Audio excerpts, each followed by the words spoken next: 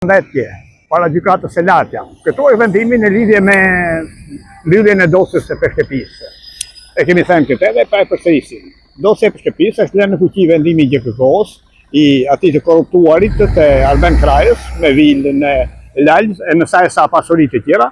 Edhe Sandër Simoni, një nga të korruptuarit me Sogoj Sadushin, me Ilir Pandës dhe të tjerë këtu në gjykatën e lartë kanë lënë në fuqi vendimin e gjykatës kundërshtimit edhe korrupsionit të GKK-s se kanë lënë në fuqi për ta mbyllur dosjen e Peshqepisë. Ne jemi duke kërkuar me të gjitha format dhe mënyrat.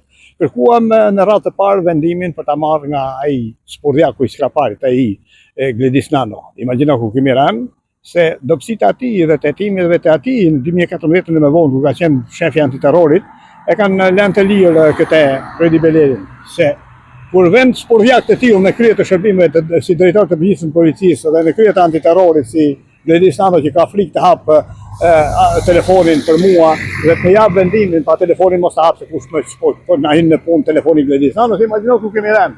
Mirë, po vendimi është këtu, dhe ditët po kalojnë. Çfarë? Nuk kemi asnjë letër me kërkejnë ca për kafe, ca për çaj, ku diun se çfarë thon atje, hajde të pim kafe. Çam duhet çaj dhe kafja? Unë jam bërë 2 vjeç pa kafe dhe pa çaj në këtyre njerëzve. Mua më duhen vendime të zonjës të ndjekës dhe ndjekëse.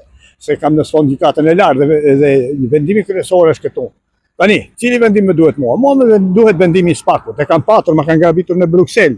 Vendimi i GKK-s në lidhje me lënien të mbyllur dosje e vendos për ta mbyllur dosjen e Peshqepisë. Ai më duhet i pari. Nëse do kisha atë, do kisha njerin, do kisha si i thon hipotenuzën aty tre këndshit të rrezikshëm.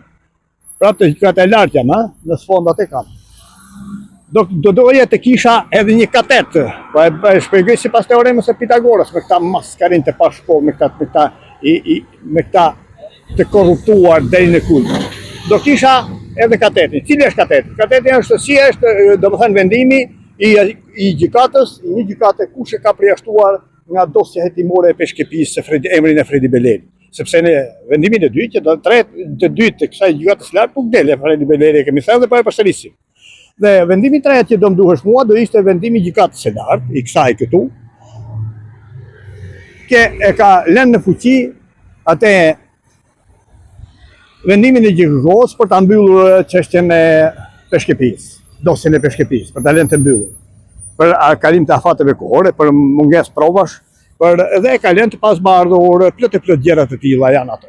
Të gjitha këto ma bëjnë mua të pamundur kalimin e dosjes nga këtu, ku shikoni nga kjo gjykata e lartë ku është këtu, që i thonë gjykata e lartë se njerëz më tullet nga këta s'ka ku në botë, se ta s'kan pikë patriotizmi, advetarizmi, dhe dashurie, dhe asgjë tjetër.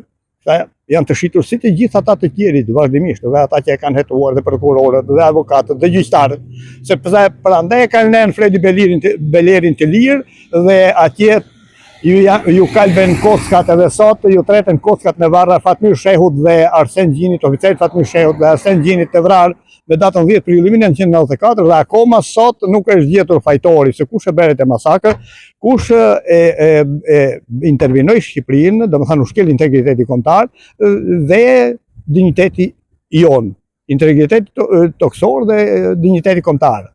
Këto të dyja dhe gjitha ato të tjerat e bëjnë të domosdoshme vazhdimin e hetimit dhe lënien të hapur të asaj dosje derisa të gjenden fajtorët. Vetë shkojnë përpara drejtësisë dhe të mos bëj Fredi Beleri ato që bën dhe ka bërë në 30 vjet duke brevur këtu lart e poshtë. Dhe megjitha do të mos harrojmë atë kryesoren. Ruani kokat e njerëzve tonat dhe të atyre, sepse dosja po bën 30 vjet fiks, aq vjet saq që bënte dosja në momentin kur është vrarë Astrid Kalaja, gjykatës që u vra në vend.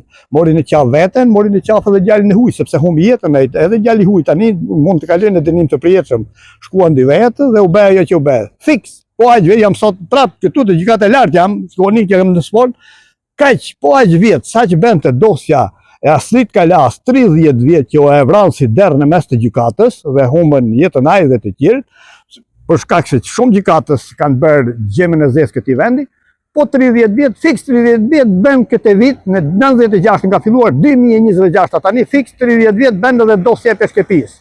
Prandaj është e mirë të mirave është, qoftë gjykatëve, policisë, e shtetit, e kujdo, nëse ka, se këtu po shikon drejtorin e përgjithshëm të policisë dhe drejtorin e antiterrorit Gledisnano të ketë frikë të hapë telefonin dhe të jap atë vendim të cilin unë ja kam dhënë me mirë besim atij, imagjino se ku kemi arritur.